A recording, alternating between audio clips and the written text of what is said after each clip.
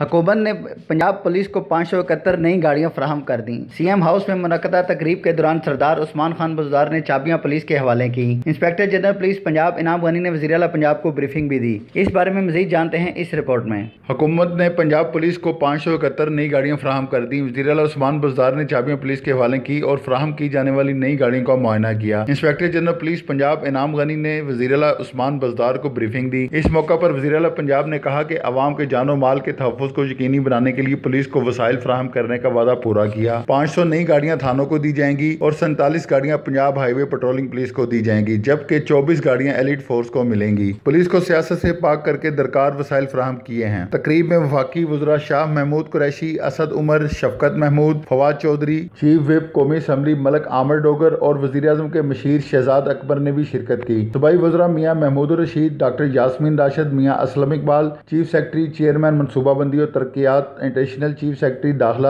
Principal secretary وزیر اعلیٰ اور اعلیٰ حکام بھی تقریب میں موجود تھے۔